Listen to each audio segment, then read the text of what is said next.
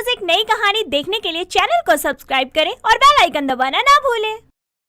प्रियंका गांव की एक भोली भाली और सीधी साधी लड़की थी, जिसकी शादी प्रवीण नाम के एक बहुत ही अच्छे लड़के से हो जाती है।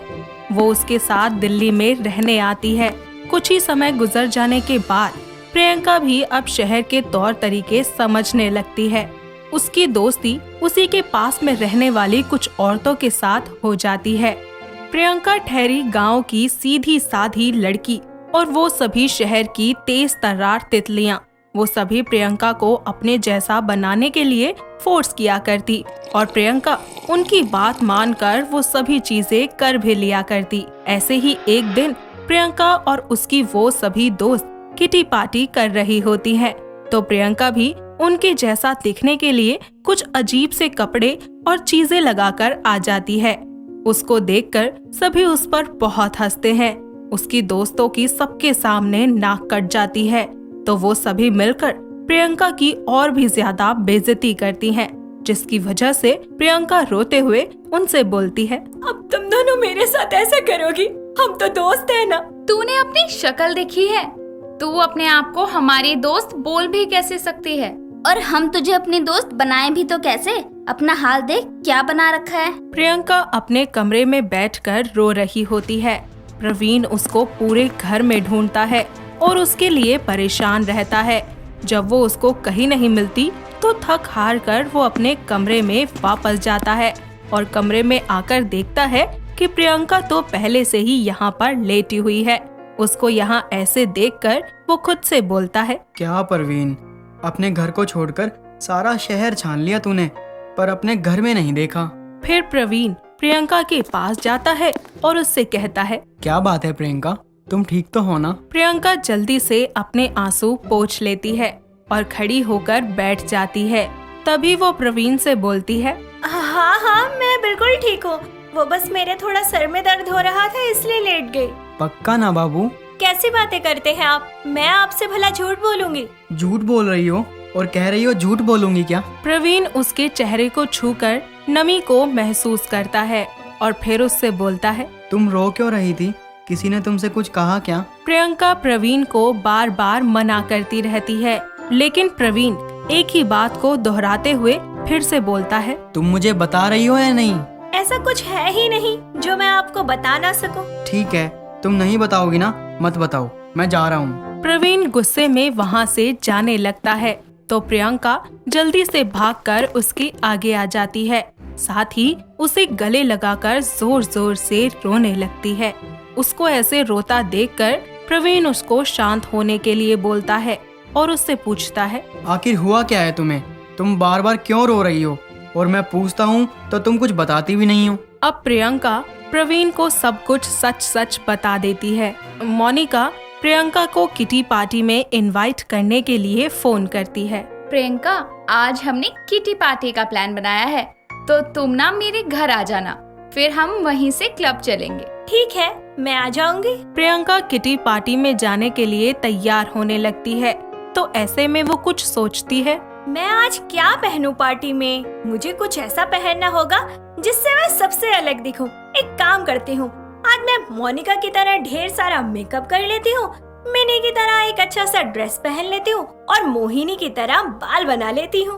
प्रियंका अपनी दोस्तों की तरह दिखने के लिए उन्हीं की तरह की चीजें करती है। वो जब खुद को शीशे में देखती है तो बोलती है, मैं इतनी बुरी भी नहीं दिख रही, उनके जैसी तो नहीं, पर हाँ उनसे कम भी नहीं लग रही। हाय, नजर ना लग जाए। चलो, अब मैं पार्टी में जाने के लिए पूरी तरह तैयार हूँ। प्रियंका तैयार होकर मोनिका के घर पर चली जाती है। मिनी और मोहिनी भी मोनिका के घर पर पहले से ही पहुंच चुकी होती हैं। वो तीनों प्रियंका को देखकर जोर जोर से हंसने लगती है और प्रियंका उनसे पूछती है, मैं अच्छी नहीं दिख रही हूँ क्या?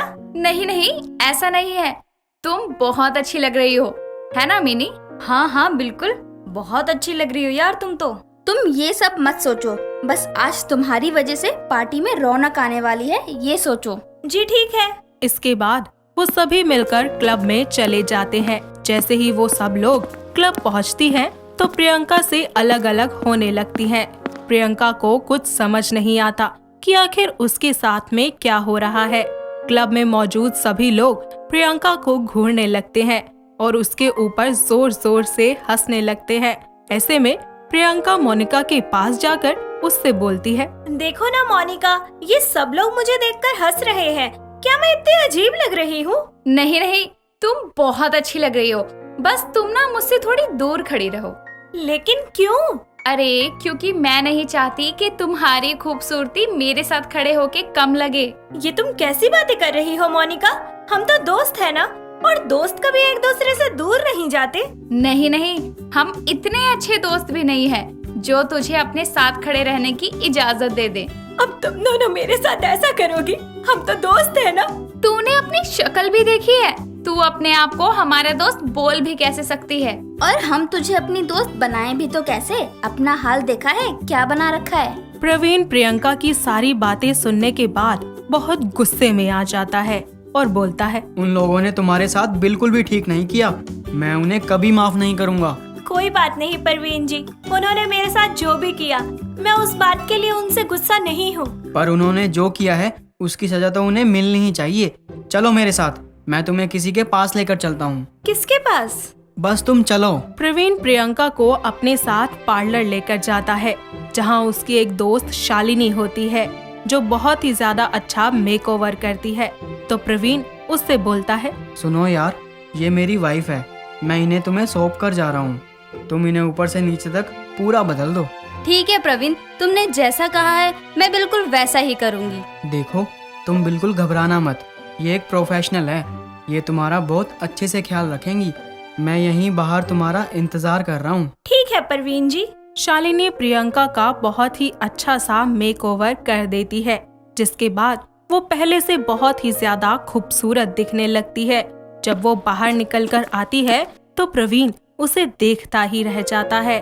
साथ ही वो प्रियंका से बोलता है, वाओ, क्या लग रही हो यार। मन कर रहा है अभी घर ले जाऊं और तुम्हें बहुत प्यार करूं।